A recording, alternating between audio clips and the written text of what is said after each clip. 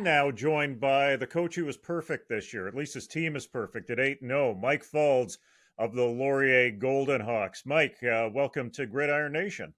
Thanks, Jim. Thanks for having me on. Hey, Queens versus Laurier. Queens is a team that is hosting the Vanier Cup this year. There were a lot of expectations placed on that team. This is not exactly a free spot on the bingo card, is it? No, most definitely not. First off, we know they're a well coached team by Coach Snyder.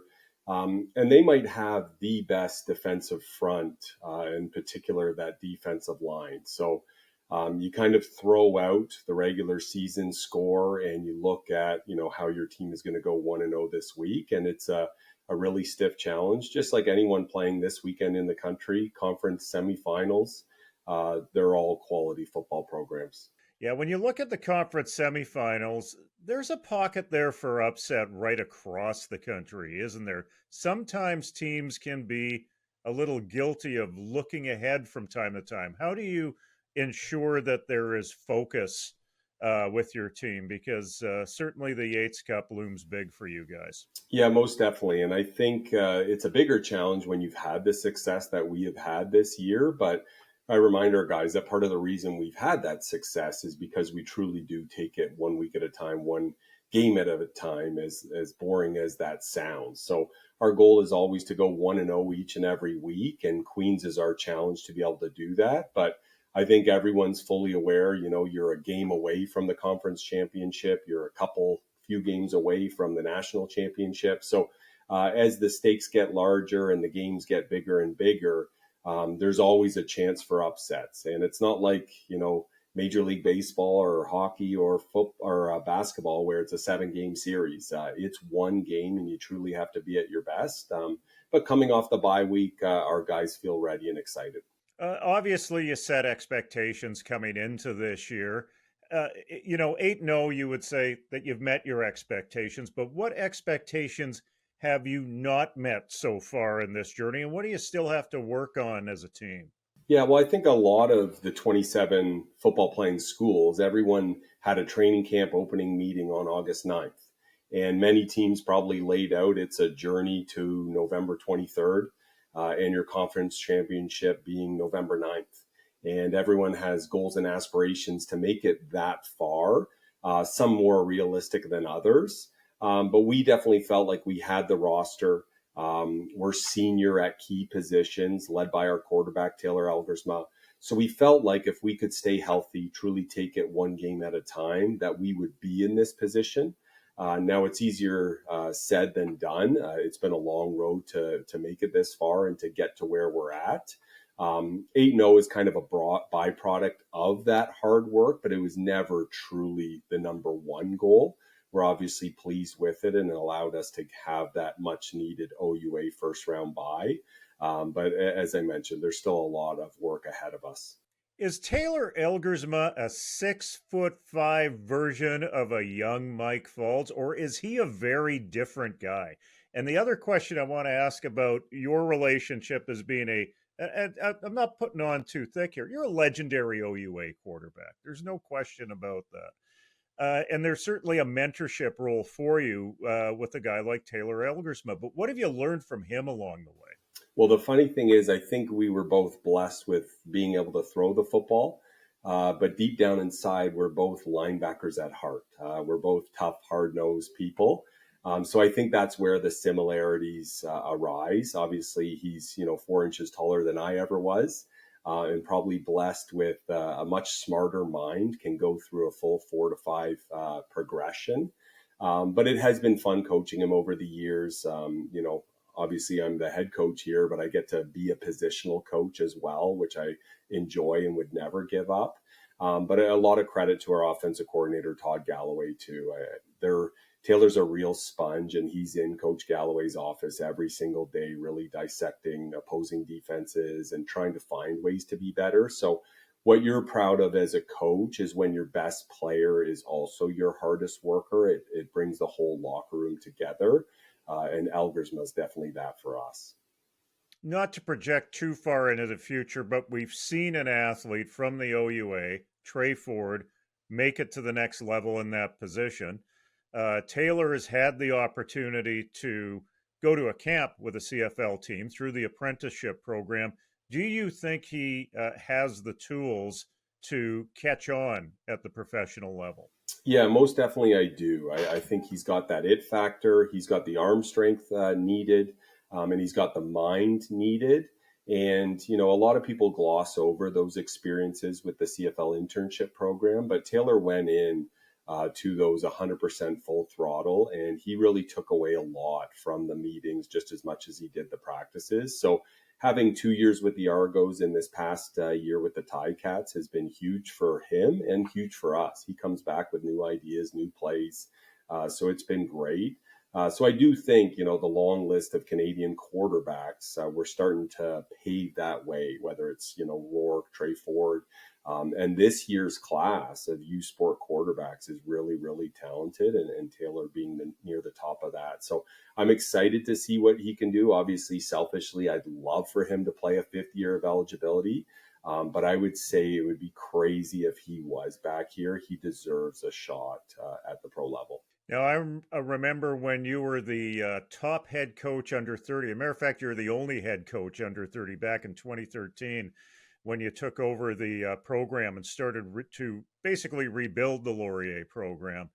What has changed along the way? I think a lot of people have watched this show, see the NCAA factor, the NIL, the player movement. What has changed for you in your position in terms of being a head coach? Because it's always more than X's and O's. There's a fundraising component and there's a big recruiting component. What has shifted? How has the ground shifted under your feet, to say the least? Yeah, well, I would say just how good and talented the product is and the players are. I think still back then in the early 2000s and even the early 2010s, you were still having, athletes play multiple sports. And it wasn't, quite the 12-month of the year sport like it is now. And you could argue you want your athletes to have a diverse background in terms of their athletic journey. But the product we're receiving, and then in turn, I would say the product that are leaving U Sports in terms of the professional ranks is greater quality at both levels. So right from the grassroots coaching into the high school level, summer football leagues, whether it's the provincial tournaments, just seeing overall better football here in Canada.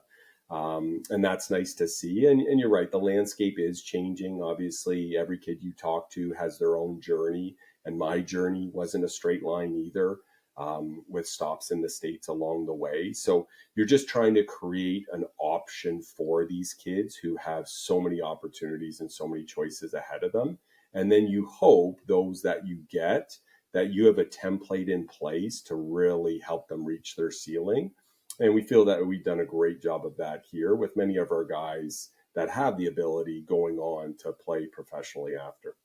Your players on your team stick within the program. There's a different version of this in Guelph that it seems is coming to the surface, where good athletes are entering that program and then finding their next opportunity after a year, two, three, or even four in some cases to move on to the NCAA. Do you see a scenario like that being adopted by other U Sports teams, almost working like a JUCO in terms of developing talent, giving an opportunity, and if players want to move on, they move on?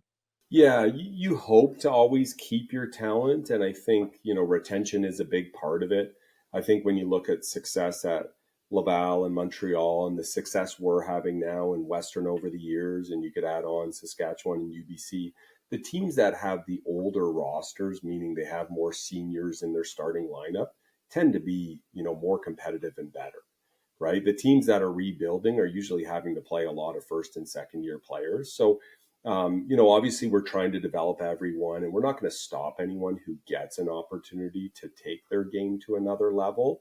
But it would be nice if we were able to keep this talent here and let kids realize that whether it's the pros north or south of the border, that is very doable by going to a U Sport institution. But just like our very own Isaiah Adams, who's playing for the Arizona Cardinals right now, we lost him in COVID, and we were disappointed, but we realized the beast he was going to become, going south of the border, and was a starter for Illinois for many years, and we wished him well. So you want to be able to develop them here as long as you can, and if you can keep them under your roof, that's great.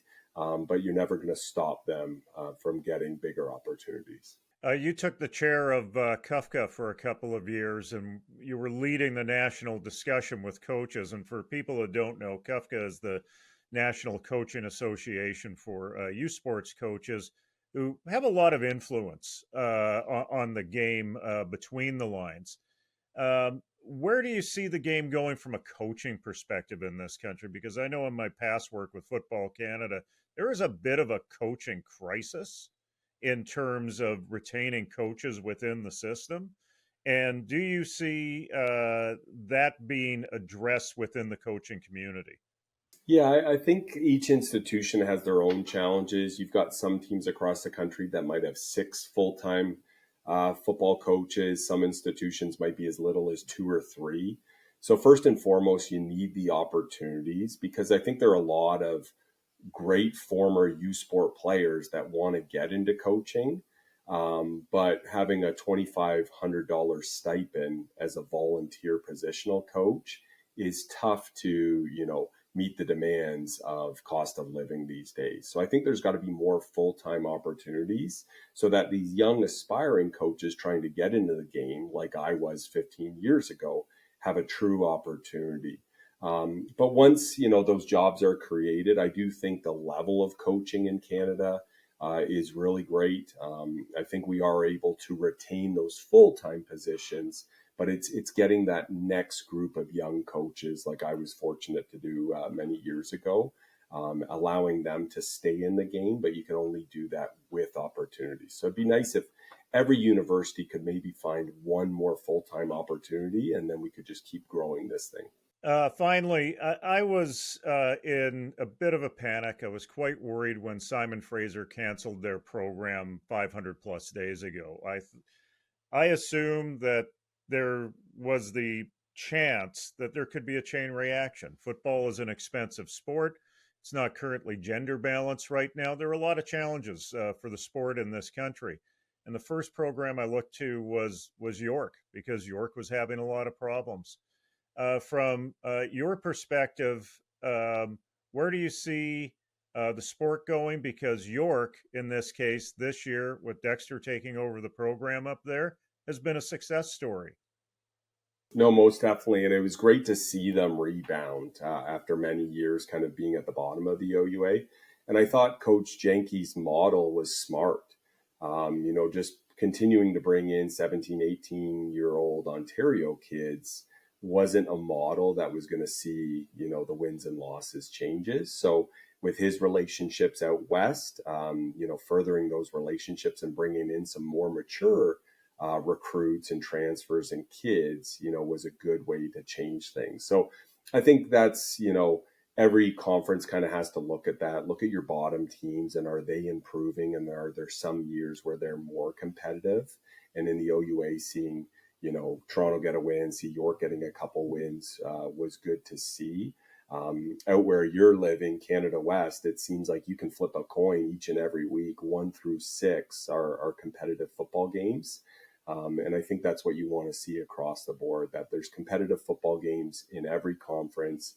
And you can't just, with a pencil early on in the season, with 90% accuracy, circle who's going to win every game, which we've seen some years. I think your favorites are still going to be your favorites, but it's nice if those middle tier, bottom tier teams are getting more wins and more competitive.